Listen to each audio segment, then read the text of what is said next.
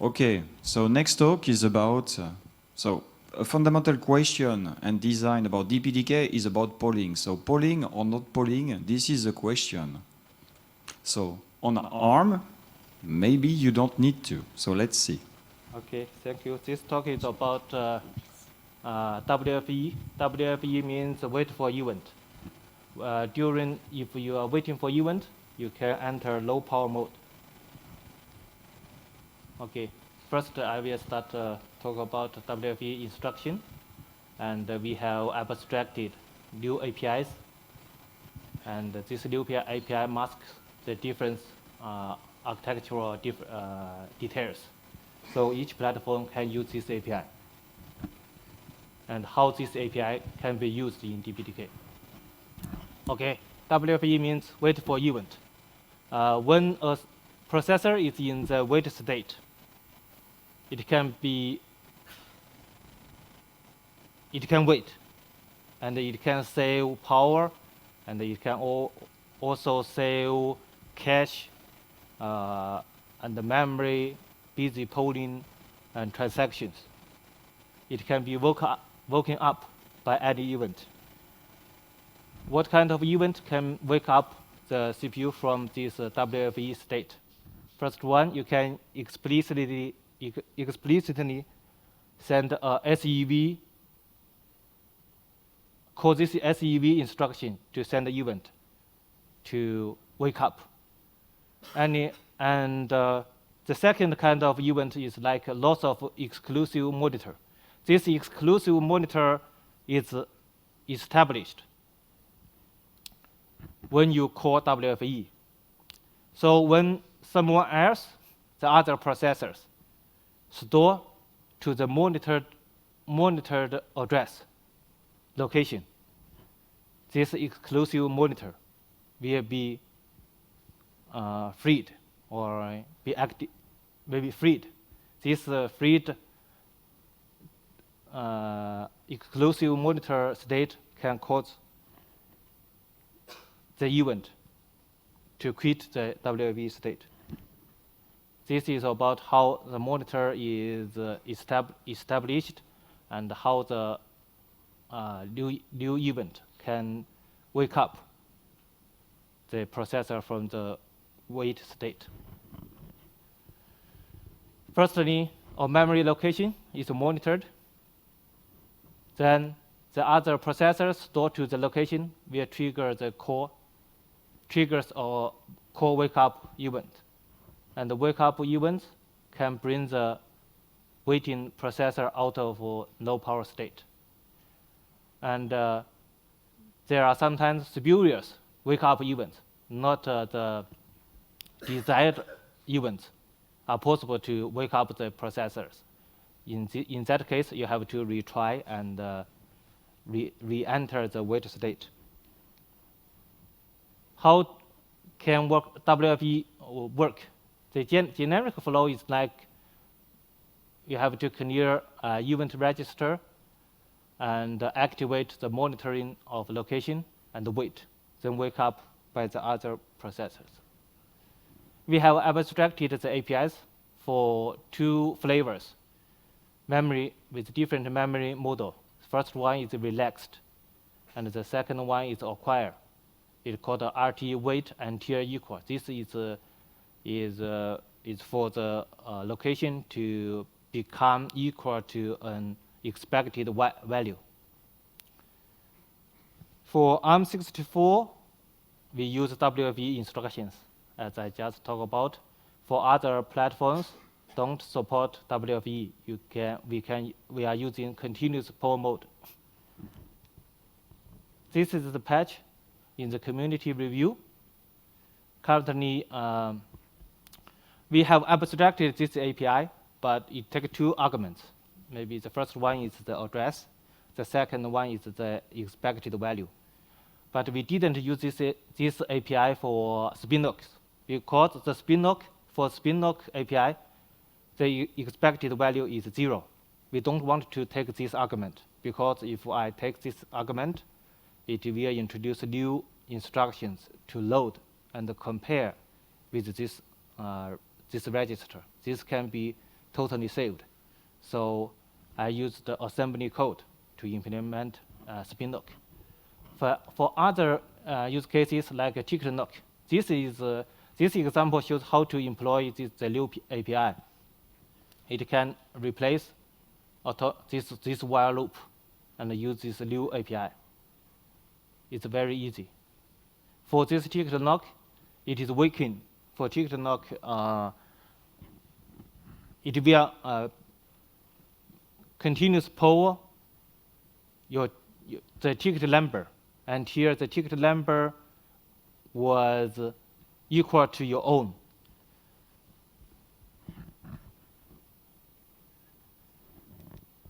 This is about use case in RT-Rin. It can have uploaded the patches to the community. For RT-Rin, the current RT-Rin implementation is, maybe we can see it lock-free. Every thread can and don't need to take a lock. It can, sorry? Okay. So it can enter, it can enqueue or dequeue one by one, but you don't need to take a lock. But in the end, when you updating the tail, you have to wait in the order of in the beginning. In the beginning, you enter this critical section to moving ahead. So this API can be used to replace this while loop. This is the other examples like event OPDL and the SunX DKV virtual function. These patches, most of the patches have been reviewed and acted by Jarin, except the spin lock. This kind of how WFE is beneficial to the system. This performance benchmarking was done by our architecture team. It's not by me. For example, it depends on how the traffic, what's the traffic pattern. If the traffic is very low, you can see the dynamic instructions per 5 seconds. With the continuous polling mode, it has a lot of instructions per time unit. But with WFE, if the traffic is very low, the instructions is very limited. But if the traffic is high, they are very similar. The second picture is about empty pods. So it's another dimension showing that with maybe less traffic, the polling mode, the continuous polling mode, most of the continuous polling mode are empty polling. But with WFE, the empty polling mode cycles are much less. This is about waste of energy. The same, it has been used memo cache D, and this showed how many empty pods versus non-empty pods during different traffic patterns. This report comes from Intel. Intel has similar instructions. It saved about maybe 30% power. This is about different. This is open share memory. It's maybe a cloud workload. In terms of latency, it's very similar. But in terms of instruction count, it decreased maybe 73%. And in terms of benchmark cycle count, it decreases 35%.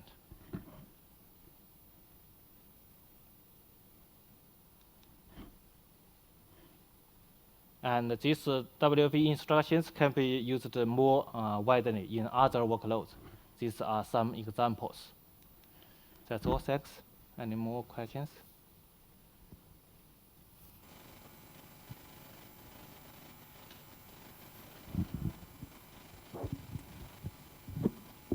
Thanks. Did you consider putting support for that instruction into librte power? Sorry? The librte power API, did you consider that as a place to provide that support instead of a new API? I think that's possible, but currently we are lacking of the test setup to measure the power benefits.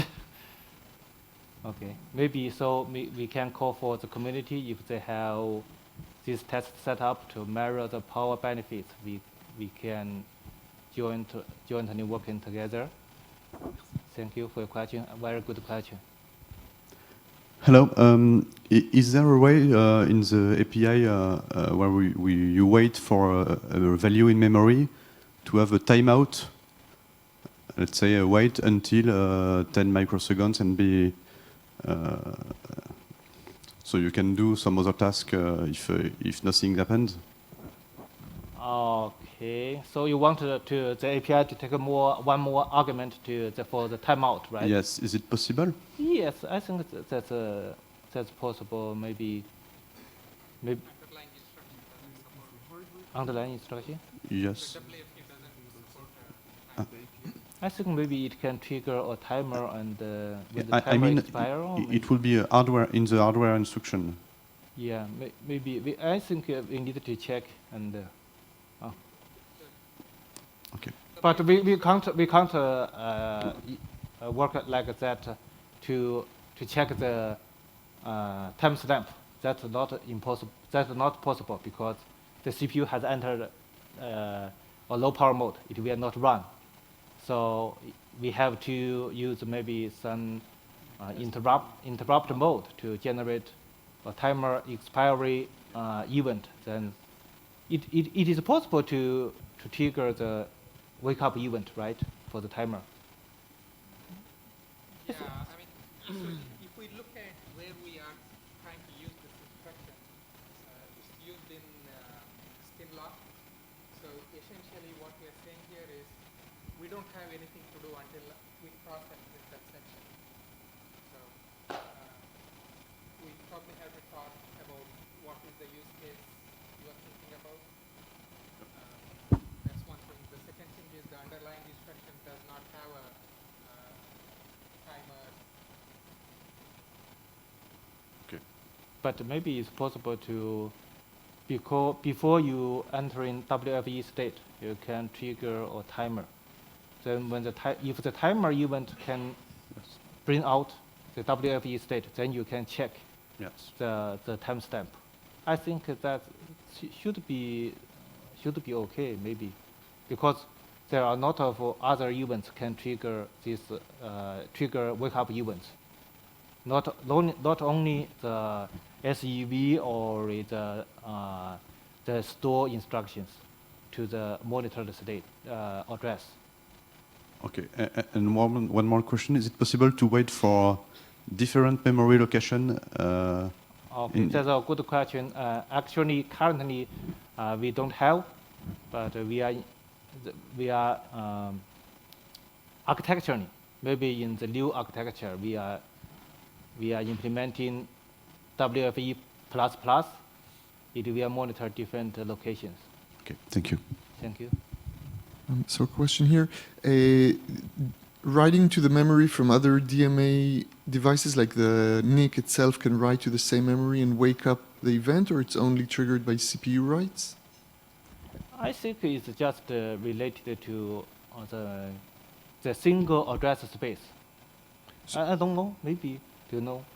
If the CPU write or the DMA write, both can trigger Yes, the wake up. we had this in your slide of a study which was done with Mellanox NIC and NRX2 server. So over there, the WFE was woken up by update from the NIC. Okay, okay. So the NIC wrote the completion to the memory, and the CPU woke up by that? Okay. And a second question, do you have information about the latency waking up between polling, which doesn't go to sleep, or this WFE and an interrupt? I don't have such information, but as I showed by this one, the latency is very similar. This was done by our architecture team. Maybe the latency is not a problem. But we still have one limitation. This WFE maybe if running in the virtual machine, it may be trapped into the hypervisor, and at that time the latency is much bigger. So currently we offer one configuration option. You can enable WFE. In the bare metal, you can maybe safely enable WFE, but in the virtual machines, you can choose. Currently, in the new kernel, since 4.18, the kernel introduced adaptive WFE mechanism. That means it depends on how much of the workload. If the workload is very high, more than vCPU numbers, it will not trap in. But maybe the workload is not so high, it will trap in. I don't know. Yeah, that's a limitation in virtual machine. Okay, thank you. One question is about when the event coming, and if the traffic is very high throughput, do you meet any packet loss issue? Okay, very good questions. So,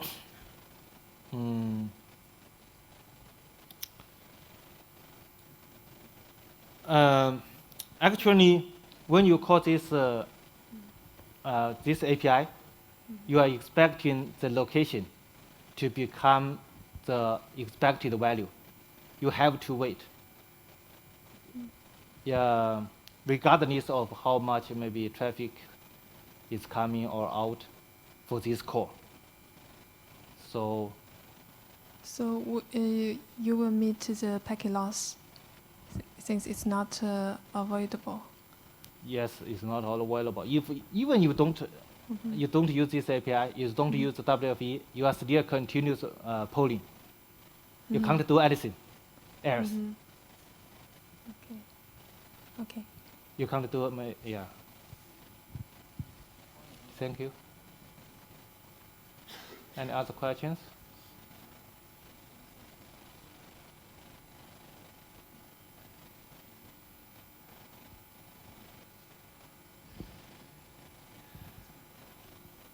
Okay, thank you.